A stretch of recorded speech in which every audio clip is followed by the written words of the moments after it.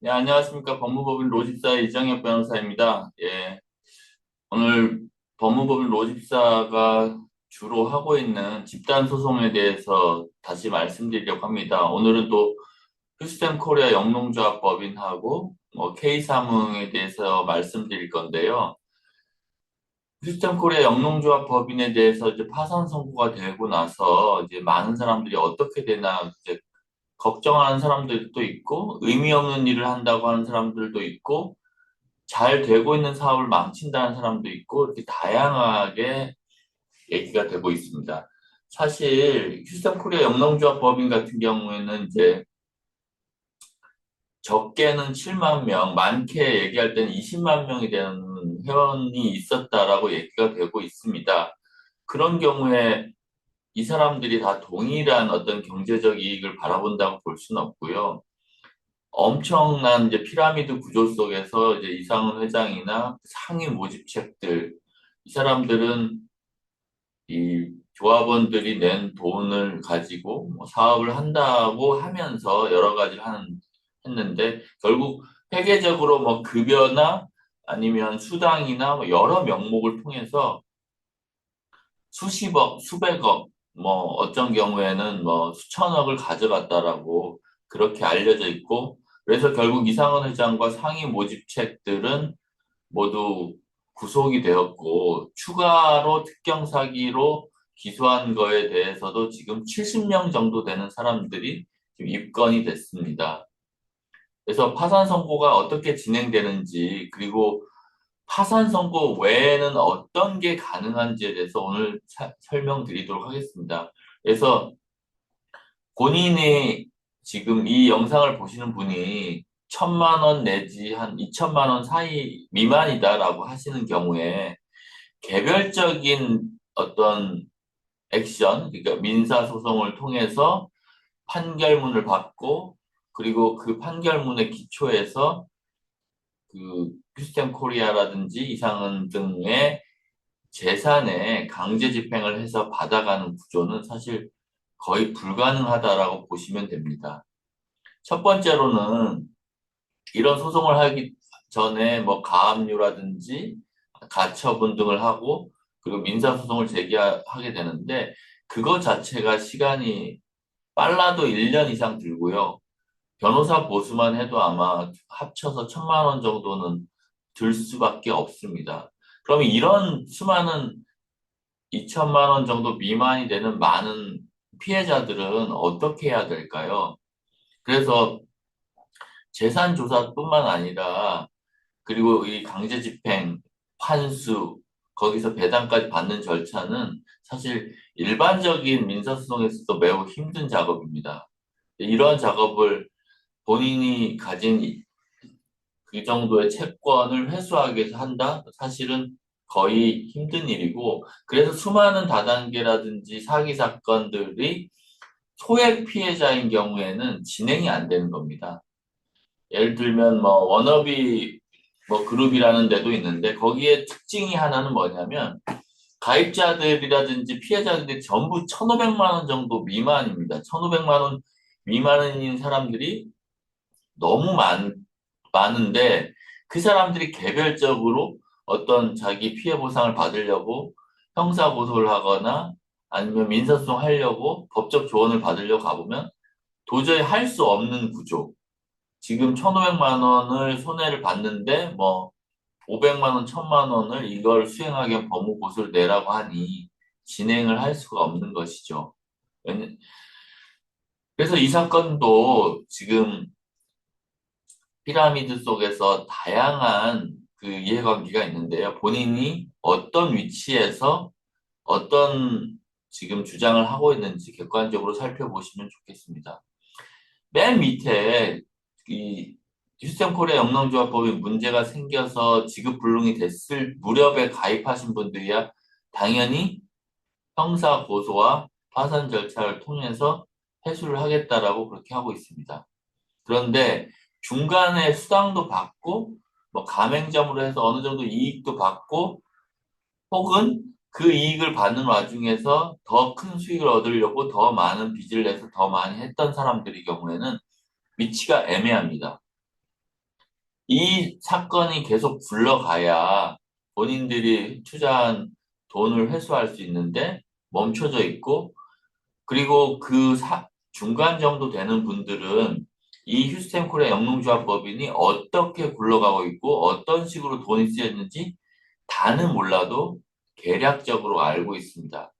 그러면 이거를 파산 절차를 통해서 다 탈탈 털어서 환수한다고 하더라도 본인이 가지고 있는 그 채권의 반 이상은 손해를 볼 수밖에 없다. 이렇게 생각을 하게 되면 어떻게 되냐면 그대로 내가 지금 중간 이상 단계이니 이게 파산 절차 가지 않고 조금만 더 1년만 더 진행되면 더 이상은 나는 안 하고 빨리 빠져나오리라 이렇게 생각하시는 분들이 있을 수 있습니다. 이런 분들은 파산 선고가 원하지 않고 그리고 어떻게든 회생이라든지 아니면 다른 조직으로 계속해서 운영을 하고 싶다 이렇게 얘기를 하고 있는데요. 똑같은 구조로 했던 GBC라는 회장도 마찬가지로 구속이 됐습니다. 이 지금 2차 피해라고 할 수 있는데요. 이 지금 휴스템 코리아 영농조합 법인 다 다단계 조직에 그 가입한 조합원들이 갈팡질팡하는 것을 좀 생각을 해가지고 그걸 그대로 피해를 회복해 주겠다라고 하면서 2차적인 다단계 구조를 만드는 거죠. 지금 오라클이니 SMI니 수많은 단체들이 지금 이 다단계 피해자들을 그대로 똑같이 살릴 수 있다는 말로 현혹을 하면서 영업을 하고 있는 것 같습니다. 시간이 지나서 파산관제인이 자산조사라든지 채권조사를 하게 되면 명명백백하게 밝혀질 것이고요. 이상은 회장이나 상위단에 있는 사람들의 경우에는 당연히 파산 선고를 적극 반대해야죠. 모든 재산이 다 조사가 되고 그에 따른 민형사 소송이 파산 관제인 비용으로 그 피해자들 비용이나 파산 관제인 비용으로 모두 이루어질 것입니다. 그래서 초상위에 있던 수십억의 수당이나를 가져갔던 사람들에 대한 소송이 파산 관제인에 의해서 모두 이루어질 것이고 그 중에 위법이 있으면 형사소송까지도 파산법원의 허가를 얻어서 형사소송까지도 진행될 수 있습니다. 그렇게 해서 재단을 환수하는 것이고요. 지금 특경 사기로 기소되어서 유죄 판결이 예상되고 있는 이상은 회장 등 이제 70명 정도 되는 상위에 있는 사람들이 지금 입건이 돼서 기소가 됐는데 이 사람들이 유죄 판결이 되면 어떻게 될까요? 형사적으로 사기죄가 유죄가 되면 이 피해자들에 대한 모든 책임이 개인 재산에까지 전부 개인 재산으로도 지급을 해야 될 의무가 생기게 됩니다. 그래서 이 별도의 아까 말한 휴스템 코리아 영농조합 법인의 파산 관제인뿐만 아니라 이 지금 유죄 판결이 나게 되는 개인들 이상훈 회장 등 개인들에 대한 개인 파산 절차도 법무법인 로집사에서 준비하고 있습니다. 그래서 개인 재산에 은닉한 것까지도 모두 찾아와야 될 것이고요. IDS 홀딩스 사건의 김성훈 그 대표가 가졌던 그 명의로 가졌던 여러 가지 어떤 수많은 자산들, 특히 형사의 경우에는 그 범죄자의 재산을 몰수 보전하기 때문에 범죄자에 대한 재산 처분권이 파산관계로 넘어가야 그 범죄자의 몰수 보전된 자산을 명확하게 가져올 수 있습니다.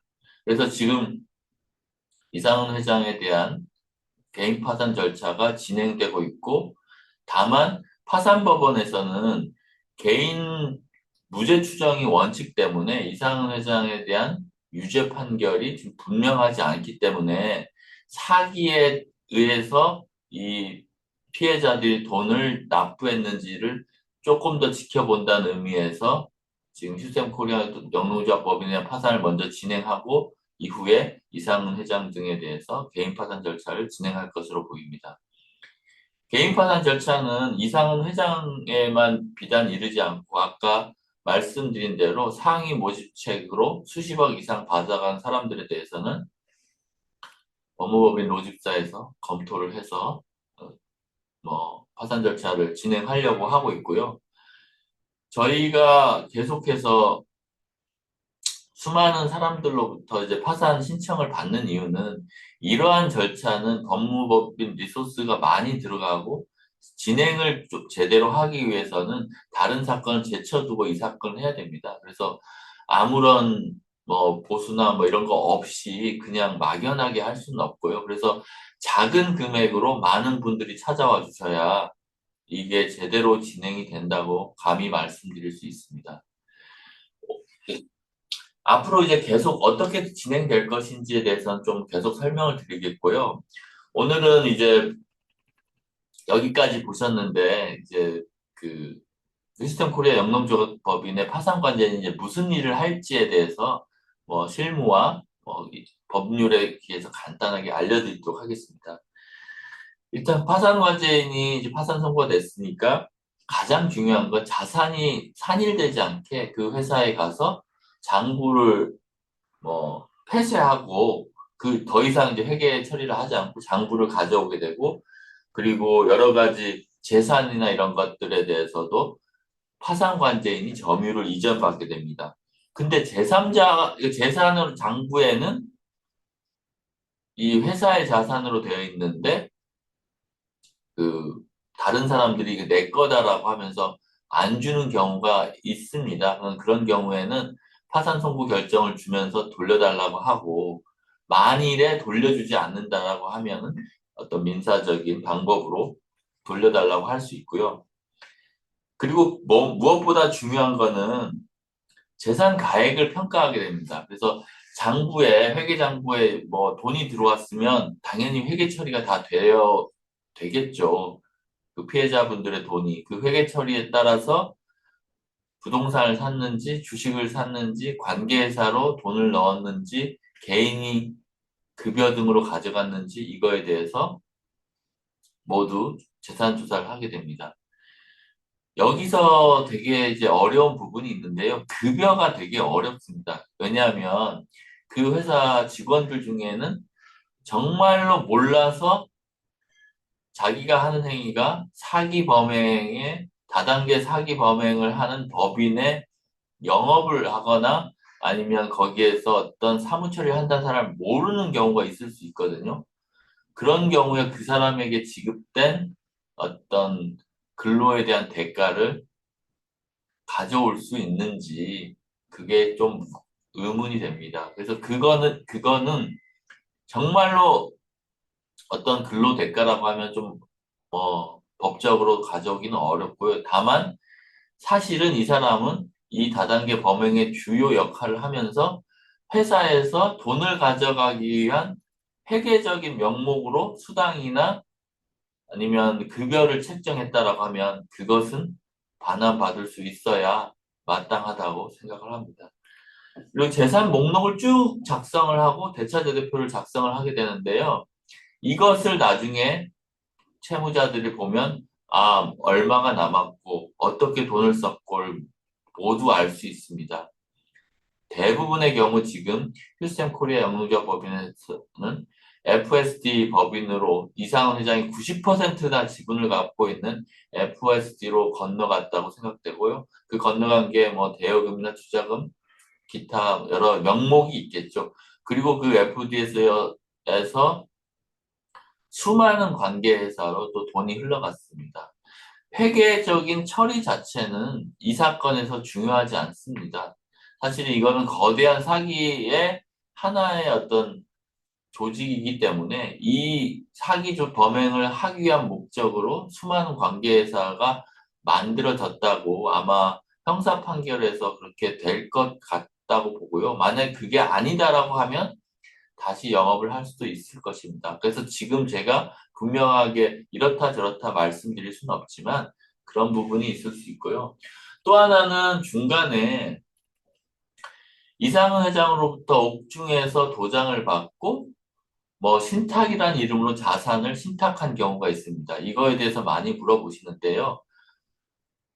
이것은 부인권 행사를 통해서 당연히 회수가 가능합니다. 그런데 이상은 회장 개인 명의로 되어 있었을 경우에는 이상은 회장이 파산까지 기다려야 되고요. 휴스템 코리아 영농조합법인의 대표이사인 이상은 회장으로부터 그런 신탁행위를 도장을 받았다면 그것은 바로 지금 단계에서 파산관계인이 사회신탁이란 이름으로 환수를 해서 가져올 수 있습니다. 그래서 채무 초과 상태의 범죄 행위를 한 회장이 임의로 누군가에게 재산을 강제 집행 못하도록 신탁을 하고 그 신탁을 관리한 사람으로 하여금 임의의 사람들에게 피해 변제를 한다? 모두 법적으로 받아들일 수 없습니다. 상식적으로도 아마 이해가 되지 않을 겁니다. 왜냐하면 신탁을 해서 자기 가까운 사람들에게, 자기하고 친한 사람들에게만 모두 변제를 하고, 그리고 그 변제하는 채권이 과연 있는지 없는지 알게 뭡니까, 사실. 그래서 그걸 법률은 그런 것들을 모두 반환하도록 그렇게 할 수 있고요. 실제로 만약에 그런 식으로 이 돈이 흘러 들어가서 가까운 사람에게 사실상 진정한 변제가 되지 않았다라고 하면 그러면 이 부분에 대해서는 범죄수익은닉규제법상의 범죄수익 수수죄가 성립될 수 있고요. 이와 관련돼서 범죄수익을 수수하는 과정에서 여러 가지 명목으로 컨설팅 대금이나 이런 명목으로 돈을 받았다면 마찬가지로 형사처벌도 가능합니다. 다만 이렇게 너무 많은 형사소송과 민사소송이 있는 경우에는 실질적으로 경찰, 검찰도 너무 힘들기 때문에 정말 큰 경우에 한해서 아마 파산관제인이 저희 채권자들과 협의를 해서 파산법원에 이러이러한 소송을 하겠다라고 보고를 드릴 것이고 파산법원은 해당 소송의 실효성 그리고 필요성 등을 잘 판단해서 소송을 하라고 명령을 하게 됩니다. 왜냐하면 이 소송 비용은 결국 파산재단에서 나가기 때문에 실효성 없는 소송을 할 수는 없는 것이죠.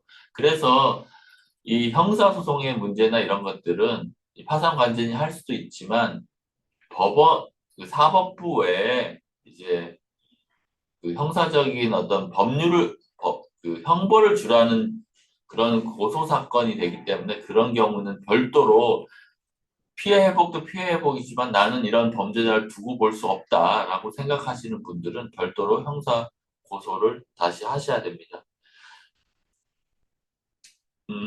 범죄 수익이라는 거에 대해서 간단히 말씀드리면 그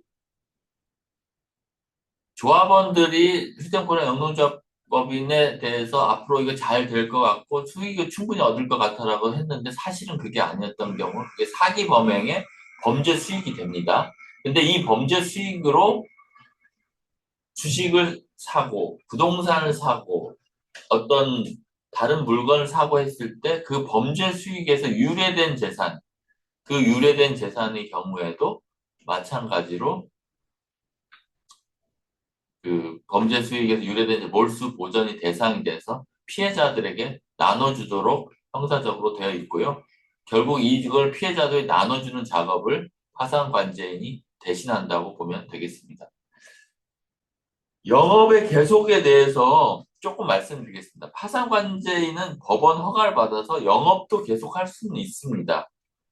그런데 지금 서초구청에서 범죄단체란 이름으로 이 휴대폰의 영무조합법은 해산 명령 신청이 되어 있는 상황이고요. 영업을 계속 할 수 있다라고 하는 거는 그 파산재단이 계속 더 늘 경우 그리고 유지를 할 때 필요한 경우에 일정한 범위 내에서 되는 겁니다. 영업을 계속하는 게 파산재단이 더 많은 어떤 재단을 이제 돌려줄 수 있는 재산을 가져간다라고 그렇게 볼 경우에만 가능한다고 보시고요. 뭐 입원 환자가 있거나 뭐 학교 같은 경우에 바로 파산하면 안 되는 경우에 영업을 계속할 수 있고요. 그래서 지금 영업을 계속한다는 뜻은 지금 단계에서는 새로운 피해자들을 양산한다는 것이기 때문에 이런 똑같은 구조로는 어렵다고 보입니다. 그리고 재산 조회 제도가 있습니다. 그래서 이제 파산관계에 있는 직권으로 혹은 채권자가 신청을 한 경우에는 전산망에 의해 가지고 모든 재산을 조회할 수 있는데, 이거 조회를 하면 일단 판결에 기해서 조회하는 것과 동일하게 재산에 대해서는 모두 알 수 있을 것입니다. 다음번에는 어떤 걸 부인할 수 있는지 부인권에 대해서 말씀드리도록 하겠습니다. 네, 감사합니다.